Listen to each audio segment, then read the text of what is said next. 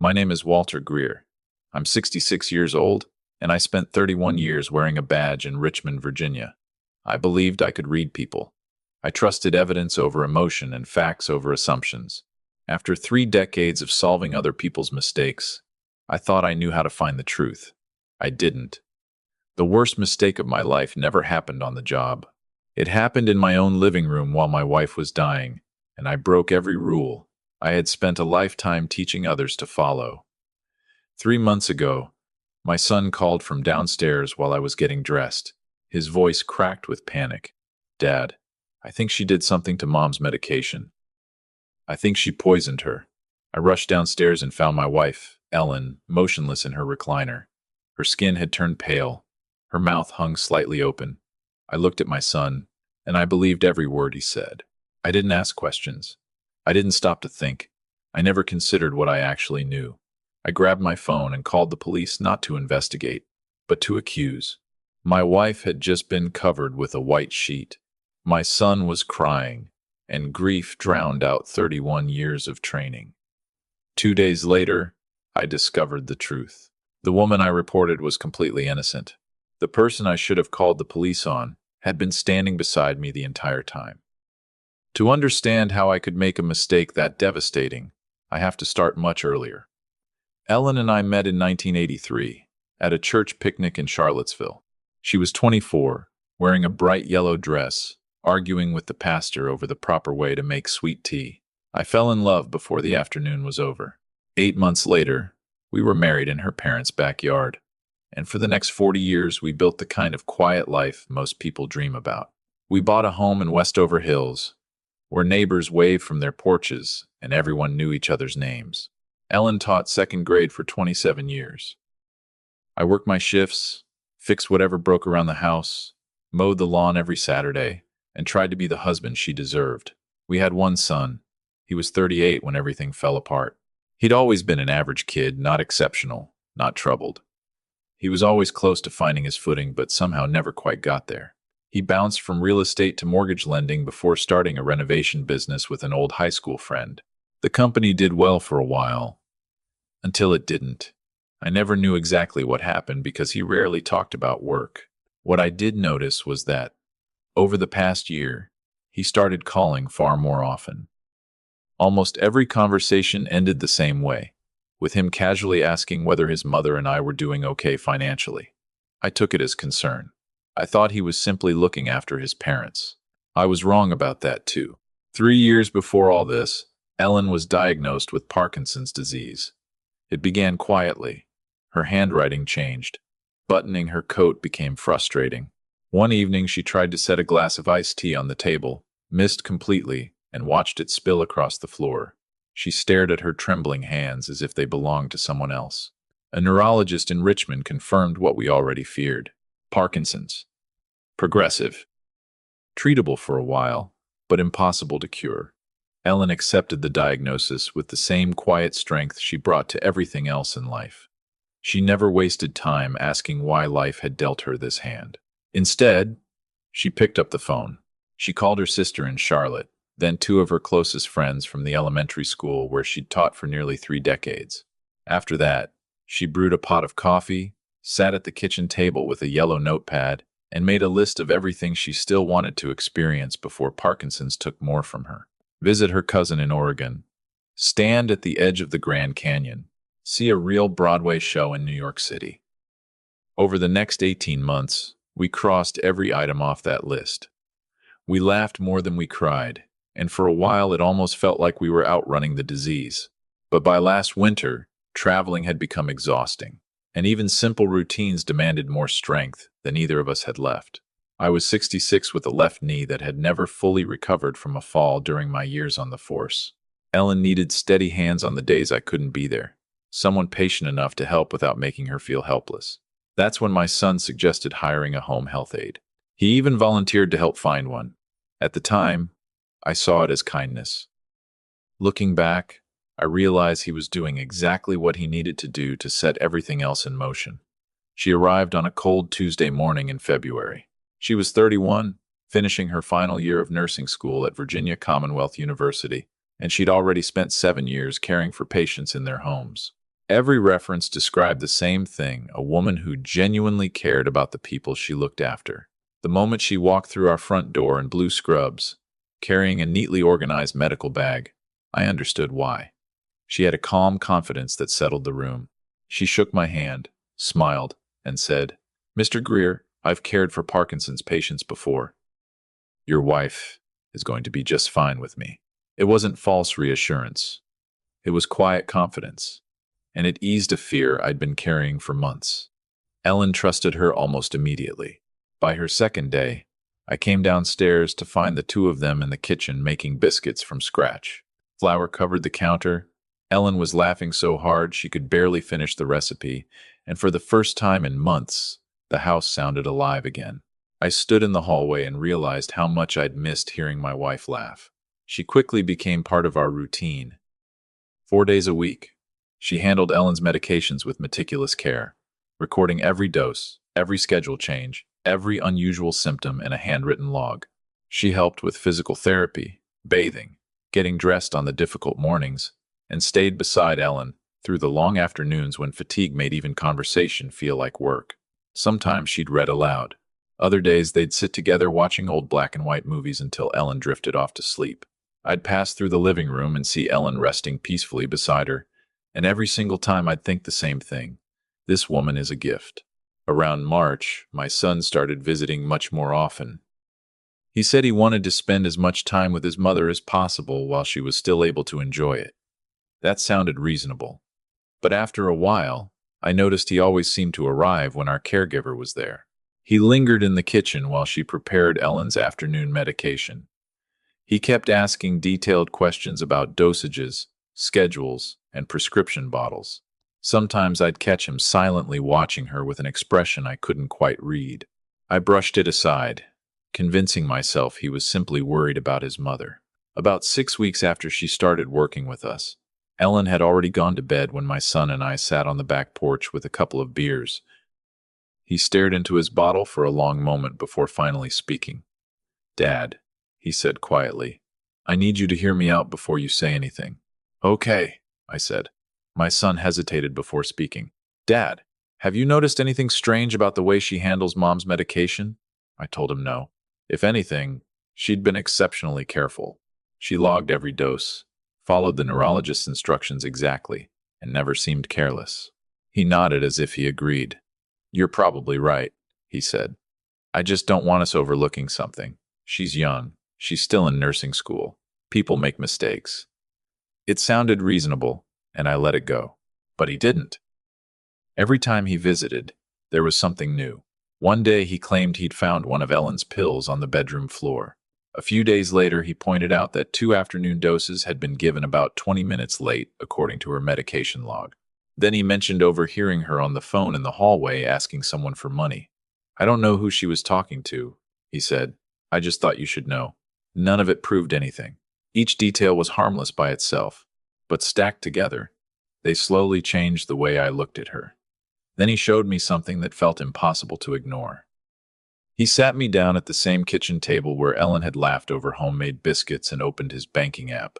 Months earlier, while I was recovering from knee surgery, I'd given him limited access to our account so he could pay a few bills. I'd completely forgotten he still had it. He pointed at 4 ATM withdrawals, each for $120, all made on days our caregiver had been in the house. "She knows where you keep your wallet," he said quietly. "She has access to the whole house. She could have taken cash any time you were upstairs." My stomach dropped. 4 withdrawals. $480. I wanted to believe there had to be another explanation. Instead of looking for one, I accepted the one my son handed me. A retired detective should have verified the facts. Did those withdrawals actually happen while she was working? What time were they made? Could I prove she was even in the house? Those were the questions I would have asked in any investigation. I asked none of them. By then, 6 weeks of quiet suggestions had already done their job. I wasn't thinking like a police officer anymore. I was thinking like a frightened husband desperate to protect the woman he loved. The following Monday, I met her at the front door before she could clock in. I told her we'd decided to make a change and that my son would be taking over more of Ellen's care.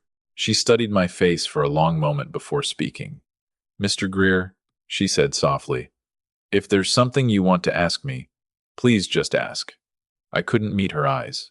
I thanked her for everything she'd done, told her I'd mail her final paycheck, and insisted there was nothing else to discuss. She didn't argue. She picked up her bag and headed for the door. Just before leaving, she turned back one last time. "Your wife's medication schedule changed after her last neurology appointment," she said. "The dosage has to be adjusted very carefully. Please make sure whoever takes over understands that." Then she walked away. A week later, my son moved into the guest room and took over Ellen's daily care. He threw himself into the role with a level of dedication I hadn't seen from him in years, and I remember thinking how grateful I was to have him there. I had no idea I had just removed the one person who had been protecting my wife. My son stepped naturally into the role. He cooked every meal, organized Ellen's medications, drove her to physical therapy twice a week, and spent every evening beside her watching her favorite shows. She told him the same childhood stories over and over, and he listened every time without a trace of impatience. Watching them together filled me with hope. I convinced myself this illness had finally brought out the man he'd always been capable of becoming. I believed losing his mother had changed him. I couldn't have been more wrong. Ellen died on a Thursday morning in April. The paramedics recorded the time of death at 6:42 a.m. According to my son, he'd checked on her around 6:15, and she'd seemed perfectly fine. He said he'd gone downstairs to make breakfast, then returned less than half an hour later to find her unresponsive. The paramedics believed it was cardiac arrest. Given her Parkinson's and declining health, nothing about it seemed unusual. The attending physician listed it as a natural death. That should have been the end of it. Instead, my son planted one more seed. He waited until the paramedics had left and the house had fallen silent. Then he sat across from me in the living room and lowered his voice. "Dad, there's something I should have told you sooner." I looked at him without saying a word. The week before she was fired, he said, "I saw her changing Mom's medication without writing it in the log. At the time, I figured maybe the doctor had updated the dosage. But now," he stopped just long enough for me to finish the thought myself. "She was angry after you fired her. She knew those medications better than anyone. She would have known exactly how much it would take." He never accused her outright. He didn't have to. I did it for him. I called a detective I'd worked with for 12 years, a man I'd trusted with my life more than once. Because the call came from a retired police officer instead of a grieving husband, he treated it as credible from the very beginning. Ellen's body was held for a full autopsy. The toxicology report found elevated levels of one of her heart medications high enough to trigger a fatal arrhythmia, nearly twice the normal therapeutic level. The next Friday afternoon, she was arrested. I didn't hear it from the police. I heard it from my son. He told me she'd denied everything, insisted she loved Ellen, insisted she'd never harmed her. Then he said detectives had searched her car and found a medical supply bag containing a partially used bottle of the same cardiac medication. The prescription label had Ellen's name on it. My son casually mentioned that he'd told investigators exactly where to look because he'd noticed the bag in her car weeks earlier. Looking back, that should have stopped me cold. It didn't. I saw a motive. She'd been fired. I saw a means. She understood every medication Ellen took. I saw opportunity. She'd spent 3 months inside our home and knew our routines better than anyone. Every piece seemed to fit because someone had carefully arranged them that way. I told myself 31 years in law enforcement had taught me that ordinary people could hide terrible secrets. What those 31 years should have taught me was something far more important. Evidence can be planted, and whenever someone keeps leading you straight to it, you should start questioning the guide before you accuse the suspect. 4 days after Ellen's funeral, my neighbor from across the street knocked on my door. The previous summer, after a string of package thefts, he'd installed one of the most thorough security systems in the neighborhood. He was a retired electrician with too much free time and a deep distrust of thieves. A wide-angle camera above his garage captured not only his driveway but most of our side of the street, storing every motion-activated recording in the cloud. When I opened the door, he looked like a man carrying news he wished someone else had to deliver. We sat at my kitchen table in silence. He slid a small piece of paper toward me. A web link. A password. both written in pencil. "Walter," he said quietly, "before you say another word to anyone, you need to watch this. You were a cop. You'll understand what you're looking at." He explained that, after hearing about Ellen's death, he'd reviewed several days of footage, hoping to spot a stranger or anything suspicious around our house. He never found a stranger. He found my son. I opened the video on my laptop. The timestamp read 11:47 p.m., the night before Ellen died. The street was empty. My son's dark blue Silverado wasn't parked in our driveway where it always sat. Instead, he'd left it along the curb in front of my neighbor's house, just far enough away to avoid drawing attention from our front windows. He climbed out carrying a small dark bag, walked quickly along the side of my house toward the backyard, and disappeared. 4 minutes and 18 seconds later, he returned without the bag, got back into his truck, and drove away. I stared at the screen, unable to make sense of what I'd just seen. Then my neighbor played a second clip. This one was recorded 3 weeks earlier on our caregiver's final day with us. The timestamp read 3:52 p.m.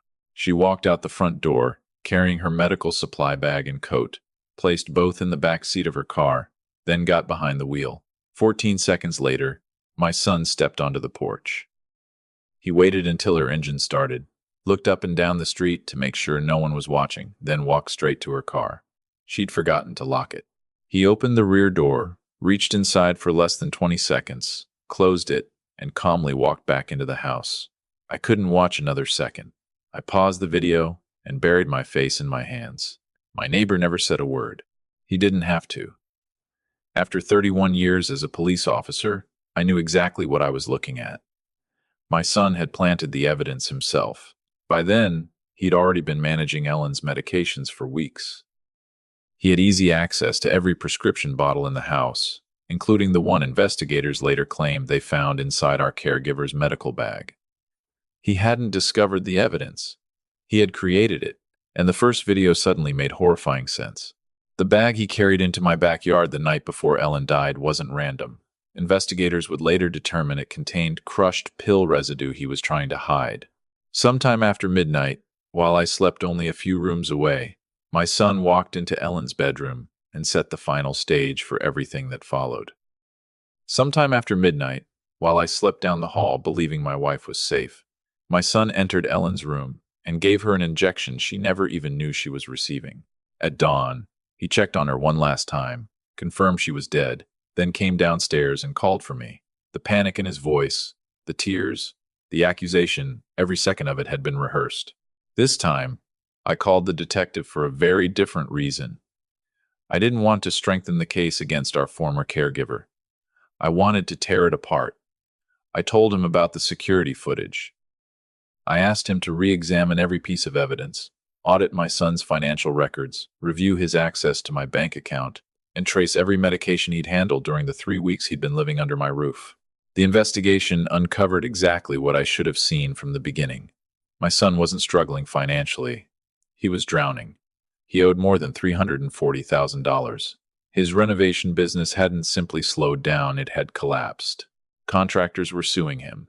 A supplier had filed a lien against him. He'd exhausted his personal line of credit, maxed out 2 credit cards, and borrowed money from a private lender whose terms belonged far outside anything resembling legitimate business. For 8 months, he'd been making desperate, irregular payments, buying himself a little more time before everything came crashing down. He needed a large payout, and he needed it fast. He knew our home was fully paid for. He knew about Ellen's life insurance policy. And he knew that, as our only child, everything we owned would eventually become his. The ATM withdrawals that convinced me our caregiver was stealing turned out to be his work as well. Because I'd never removed his online access after my knee surgery, he simply withdrew the cash himself on the days she happened to be working, carefully creating a timeline that would point suspicion straight at her. She had never stolen $1 from us, not once. They arrested my son the following Tuesday morning. I insisted on being there. I owed that much to Ellen, and I owed it to myself, after failing to see the monster living inside my own home. When the detective and 2 uniformed officers arrived, I opened the front door and stepped aside. My son walked downstairs wearing jeans and a t-shirt, still holding a coffee mug. For a split second, Surprise flashed across his face. Then it disappeared. He looked at the detective, then at me, and spoke with a calmness I'll never forget. I did what I had to do, Dad, he said. You were going to spend everything trying to keep her alive. The house, the savings, the insurance. All of it would have disappeared while she kept getting worse. I was protecting everything you built. He wasn't angry. He wasn't emotional. He sounded like a man explaining a business decision he'd already justified to himself 100 times. He said those words just 11 days after his mother died, while the woman he framed had spent days behind bars for a murder he committed. The detective cut him off. That's enough. They placed him in handcuffs and led him outside. I sank onto the bottom step of my staircase and couldn't move. The night before, our former caregiver had finally been released after investigators realized the case was collapsing.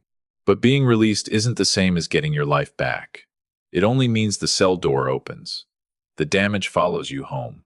For her, being released wasn't the end of the nightmare. It was only the beginning. Her name had already appeared in the local news. Virginia Commonwealth University suspended her clinical placement while the investigation was still pending. Her supervising professor filed a formal report with the nursing program. The elderly couple renting her a room asked her to leave after seeing her face in the newspaper. In less than a week, she lost her reputation, her housing, and the career she'd spent nearly a decade building. She had spent 5 days behind bars for a crime my son carefully orchestrated, a crime I reported, and a lie I never bothered to question. I asked the detective for her address. He gave it to me without hesitation. After enough years in law enforcement, he understood there are apologies that can't be delivered through lawyers or letters. I drove there on a Thursday afternoon in late April. By then, I'd cried until there were no tears left. All that remained was the weight of what I'd done. She was staying with a friend. When the door opened, her friend looked at me with quiet disgust before disappearing inside. A long minute passed before she finally appeared. She looked exhausted in a way no amount of sleep could fix. Dark circles framed her eyes, and the trust I'd once seen in her face was gone. She didn't speak. Neither did I for several seconds. Finally, I said, I know I have no right to be here. I know I don't deserve your time, but I need to tell you this face to face. She folded her arms and waited. I apologized, not with excuses, not with explanations. I told her I'd failed her. I admitted that after 31 years of following evidence wherever it led, I'd abandoned every principle I believed in the moment the accusation came from my own son. I told her his lies didn't erase my responsibility. I was the one who called the police. I was the one who gave his story credibility. I was the one who stood in my own home and suggested an innocent woman might have murdered my wife without asking a single question that could have proven otherwise. When I finished, she remained silent for a long moment. Then she quietly said, I warned Ellen things were becoming complicated. I told her the medication changes needed another set of eyes. She said your son meant well, that he was just worried. She looked away before continuing. I keep thinking maybe I should have pushed harder. Maybe I should have documented everything more formally. I immediately told her none of this was her fault. She gently raised a hand to stop me. I know, she said. I'm not saying it was. I'm saying that's where your mind goes after something like this. You keep replaying every decision, wondering if one different choice could have changed everything. I asked what I could do to make things right. She answered without hesitation. She wanted her clinical placement restored. She wanted her name cleared completely, not just the charges dismissed, but a public statement from both the police department and the university acknowledging she had been wrongfully accused. She wanted to finish her final year, take her nursing boards, and walk into every future job interview without carrying a crime she never committed. Then she looked me in the eye and said something I'll never forget. I've wanted to be a nurse since I was 12 years old. I've spent 9 years working toward that dream. Your son tried to steal it from me. And before anyone asked a single question, you helped him. I told her, then tell me what you need. Whatever it takes, I'll do it. She held my gaze for a long moment before shaking her head. I don't want your money, she said. I want my career back. I want my reputation back. You can't buy either of those. She was right. I wasn't trying to purchase forgiveness. I was trying to help rebuild what my family had destroyed. After another long silence, she finally said. Then come to the university with me. Sit in front of the nursing program director and tell them exactly what happened yourself. No attorneys. No written statement. I want them to hear it from you. I agreed, before she even finished the sentence. The following week, I sat in that office and told the entire story from beginning to end. I explained how my son had manipulated me for weeks, how he'd manufactured evidence, staged the ATM withdrawals, planted Ellen's medication in her car, and carefully directed every suspicion toward her. I showed them the security footage. I explained that every medication log she'd kept was accurate, and that throughout her time in our home she had cared for my wife with professionalism, compassion, and extraordinary attention. I told them Ellen trusted her completely, and so had I, until I let fear replace evidence. The program director listened without interrupting. When I finished, she asked one question. Mr. Greer, are you absolutely certain about everything you've just told us? I looked her straight in the eye. I spent 31 years refusing to speak until I was certain. I've never been more certain of anything than I am today. Within a week, her clinical placement was reinstated. The university issued a public statement acknowledging the wrongful accusation. The police department formally cleared her name, and her supervising professor wrote a new recommendation reflecting what had actually happened. None of it erased the damage. The people who saw her arrest on the evening news wouldn't all see the correction buried days later. That's the cruelest part of a false accusation. Lies make headlines. The truth usually arrives after everyone has stopped looking. My son's trial lasted 4 days.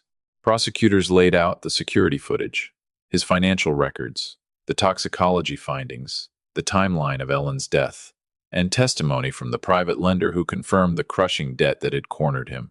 Piece by piece, the story he'd built collapsed under the weight of the real evidence. The jury deliberated for less than 6 hours before finding him guilty of second-degree murder, elder financial exploitation, evidence tampering, and obstruction of justice. The judge sentenced him to 22 years in prison. He's serving that sentence at a correctional facility in Central Virginia. We haven't exchanged a single letter. I wouldn't know what to write if we did. Every question I have leads to another one. When did you become capable of this? Was it always there? Or did I simply never see the man you were becoming? I don't believe I'd ever get an honest answer. A few months later, I sold our house in Westover Hills. I couldn't live there anymore. Every room held 2 memories, one of the life Ellen and I built together, and another of the deception that destroyed it. I moved into a quiet 1-bedroom apartment in Short Pump, where life asked very little of me. After the sale closed, I instructed my attorney to place part of the proceeds into an escrow account for her. I remembered what she'd said. She didn't want my money, and I respected that. But I also wanted the opportunity to exist if she ever changed her mind. My attorney notified her that the funds were there with no conditions attached. She could use them for tuition, living expenses, or ignore them completely. The decision would always be hers, and she never owed me a single word in return. 3 months later, my attorney called to tell me she'd accepted the escrow.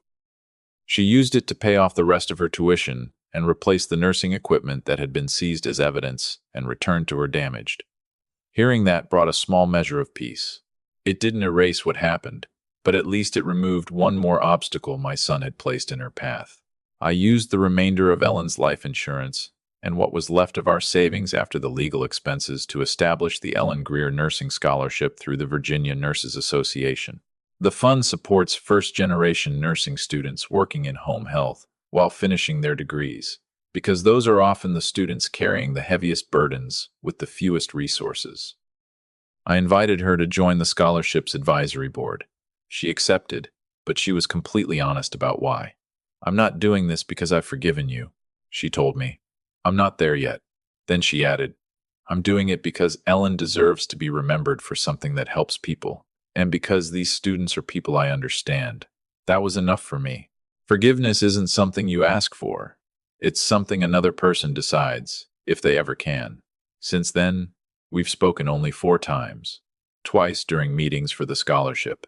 Once when she called to tell me she'd passed her final clinical evaluation and was on track to graduate in December. I was happier than I can remember being in a very long time. The last conversation happened after my son entered the state correctional system. I called because I felt she deserved to know she wouldn't have to worry about hearing from him directly. The call lasted barely a minute. She simply said, "Thank you for telling me." I said she had every right to know. Then we hung up. 4 months have passed since Ellen died. My life is quiet now. I cook simple meals, though I'm still learning not to burn half of them. I take long walks before the Virginia heat settles in, and sometimes I sit beside Ellen's photograph and talk to her as if she's still listening. I apologize for failing to protect her. I apologize for letting my faith in our son blind me to the truth standing right in front of me. And I tell her that the young woman she laughed with, baked biscuits with, and trusted during her hardest days is going to become an exceptional nurse. I know Ellen would have been proud of her. Looking back, the hardest lesson wasn't about murder or greed. It was about trust. I spent 31 years teaching younger officers to follow evidence wherever it led, then abandoned that principle the moment the accusation came from someone I loved. We don't believe the people closest to us because they're always more honest than strangers. We believe them because it's easier. Believing a stranger is innocent often means questioning someone we've trusted for years. And questioning someone we love forces us to question our own judgment, our own memories, even the life we thought we understood. That's a far more painful choice. Most people don't realize they're making that choice at all. They're simply frightened, exhausted, desperate for an answer that hurts a little less. My son understood that better than anyone. He knew exactly which part of me to manipulate, and he trusted that I'd never stop long enough to question him. For a while, he was right. My son's entire plan depended on one thing: that I would trust him without asking questions, and I did. The only person who told me to slow down, verify the facts, and pay attention was the woman I accused. She warned me that Ellen's medication required careful oversight. She documented everything. She did her job exactly the way it should have been done. She was right about almost every detail, and I repaid her by calling the police. I'm 66 years old now. I'm a retired police officer living alone in a small apartment in Short Pump, Virginia, still trying to learn how to make a decent pot of soup. My wife is gone. My son is in prison. And the young woman who cared for Ellen with more compassion than I deserved is graduating from nursing school this December. If she'll allow it, I'll be sitting in the audience when they call her name. I don't know whether that changes anything. Some mistakes can't be balanced by good intentions, donations, or apologies. They simply become part of the person you are. But I do know one thing. Ellen would have wanted the truth told. After 27 years teaching second grade, she had no patience for dishonesty, whether it came from an 8-year-old student or a grown adult. So this is the truth. It's the story of what happened inside my home, the mistakes I made, and the price an innocent woman paid because I stopped doing the one thing I'd spent my entire career teaching others to do. If there's one lesson worth taking from my story, it's this. When someone who has earned your trust is suddenly accused, don't condemn them because someone you love tells a convincing story. Ask one question, just one. Ask for something that can be verified. Not because the person you love must be lying, but because the truth never asks you to stop looking for evidence. Real truth survives scrutiny. Only a lie depends on blind faith. I learned that lesson over 31 years in law enforcement. I just forgot it on the only day it truly mattered. If this story spoke to you, I'd love to hear your thoughts in the comments, and let me know where you're watching from. I'd really like to know.